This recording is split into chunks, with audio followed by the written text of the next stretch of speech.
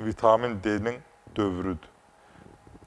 Hər səhər saat 12-nin yarısına qədər uşaqlarınızı, özünüzü, qolu gödək, ayağı açıq, gün dəysin. Sifətinizə gün dəysin, vitamin D qəbul olunsun, depolansın.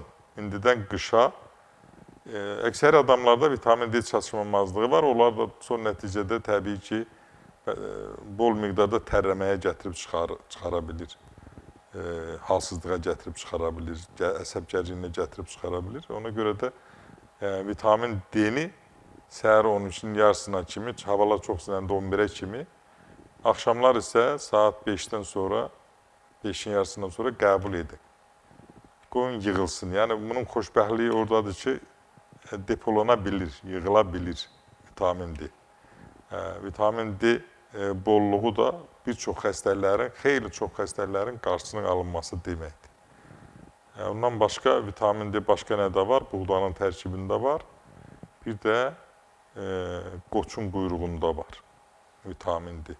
O quyruğu elə belə demirlər. Yəni, insanlar yanlış olaraq bir dövr deyirlər ki, quyruq çox ziyandır.